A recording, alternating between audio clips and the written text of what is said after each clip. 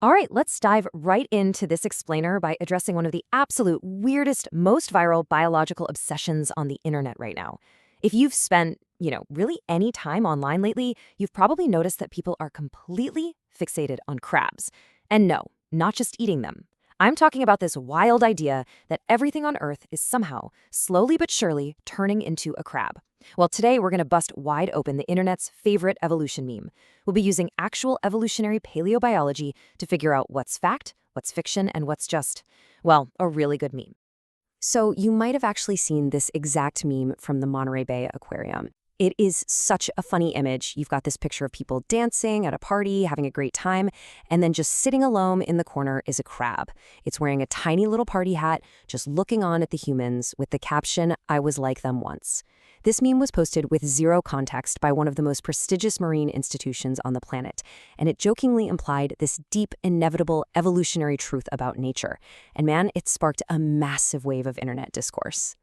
Which naturally brings us to this massive, looming question, right?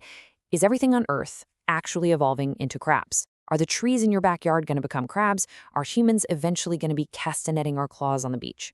To figure this out, we really need to unpack the science behind the jokes and see if we, and literally everything around us, are destined to become shelled sideways walkers.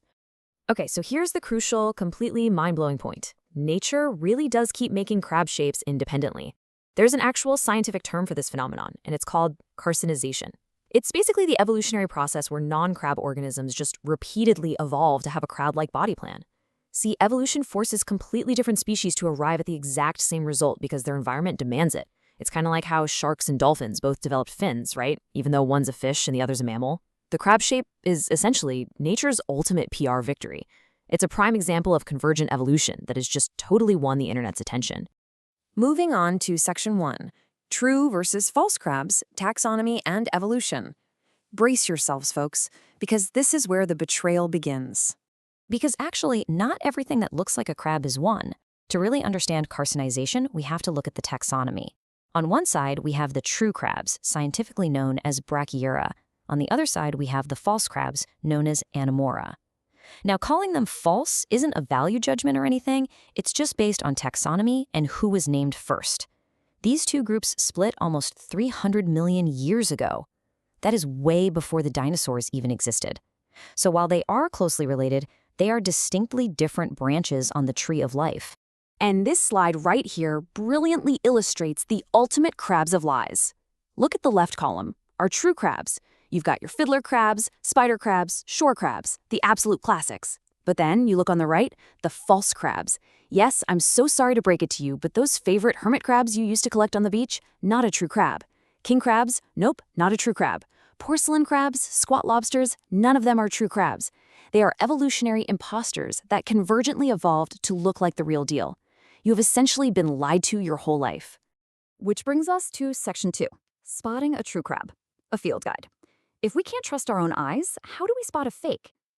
Well, by following these 3 simple steps, you can easily filter out the evolutionary wannabes from the authentic Brachyura on your next beach trip. Step 1, look at their abdomen. Step 2, check out their claws. True crabs often develop asymmetrical claws, meaning they turn one into a dedicated, heavy-duty crusher and the other into a precision slicer, depending on which one they use more. And step 3, watch how they move sideways. A really fantastic benefit of this true crab body shape is the ability to walk equally fast in either the left or right direction. It's a great element of surprise against predators. Let's actually zoom in on that first step for a second, because it really is the defining feature of a true crab. To be a true crab, you must have a rounded, flattened carapace, and your abdomen must be folded tightly under your body. Think about a hermit crab. Its soft abdomen curls up safely inside a stolen shell, right? But a true crab folds its abdomen directly underneath itself. One of the evolutionary biologists from our source material described this perfectly. They said it's basically like living your entire life doing a permanent stomach crunch. Okay, Section 3, Form and Function, Evolutionary Trade-offs. Why in the world would an animal go through the effort of a lifelong stomach crunch? Ultimately, it all comes down to defense. Think of a lobster or a shrimp. They've got that big, fleshy abdomen splayed out at the back, ending in a wide tail fan. When they contract those muscles, they pull off this fancy maneuver called the charadoid escape reaction. It allows them to shoot backward at incredible speeds to escape danger. But our friend the crab? By tucking that tail underneath its body, it completely sacrificed the ability to shoot backwards. But the trade-off is massive. It became incredibly compact and heavily armored. This tank-like build allows crabs to just hunker down and thrive in really harsh, high-energy environments, like crashing rocky cliffs. And this compact, armored shape is so ridiculously successful that the crab body plan has independently evolved across the tree of life at least 5 separate times. 5. To put that into perspective, if you laid out a giant map of evolutionary history, you couldn't just make one clean cut to find all the crabs. You'd have to make several snips all over the place, simply because nature just keeps arriving at this exact same endpoint. And here's the thing, once an animal figures out this perfect form, they tend to just stick with it for millions of years because it simply works.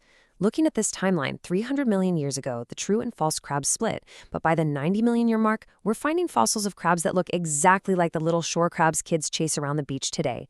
Think about that for a second. In a fraction of that time, little dog-like mammals evolved into giant whales. But crabs, they just decided, yep, I'm a crab and I'm going to stay a crab.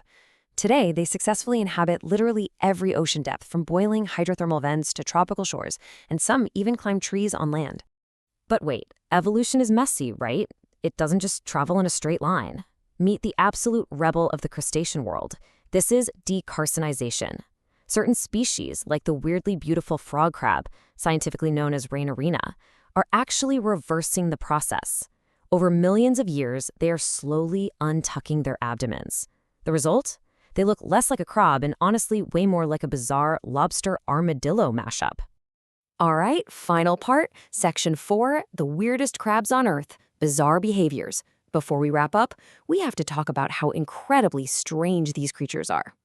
Because crabs are so much more than just a funny shape on an internet meme, they are wildly underestimated ecosystem engineers, exhibiting behavior that's far smarter and way weirder than we give them credit for.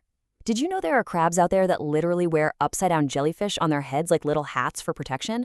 Or crabs that make their homes inside the bums of sea urchins? No joke.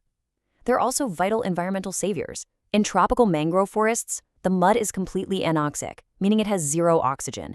If it weren't for crabs constantly digging burrows and aerating that soil, those massive mangrove roots will literally choke and die. They are incredibly important. And their physical diversity, it's just astounding. Whether they're the size of a compact car or heavy enough to literally crush coconuts, their varying forms perfectly match their dramatic environments. On one hand, you have the Japanese giant spider crab, whose leg span is roughly the length of a 1997 Nissan Micra. Let that sink in. On the totally opposite end, you have the coconut crab, which, by the way, remember from earlier, is actually a false hermit crab. It's the heaviest living arthropod on Earth. It looks like absolute nightmare fuel, and yes, it easily crushes coconuts. But apparently, they are so slow and docile that they will just crawl up into your lap like a giant, scaly house cat. So to answer the internet's burning question, no, humans and trees are not going to evolve into crabs anytime soon. But carcinization is a very real, incredibly successful evolutionary strategy. And the best part? You are now fully equipped to interrogate every single crustacean you meet. The next time you're out on a beautiful beach and someone points out a hermit crab, you can confidently look right at it, demand to see its tucked abdomen, and shout, "You are a crab of lies." Thank you so much for joining me on this explainer. Keep questioning what you see out there, and I'll catch you next time.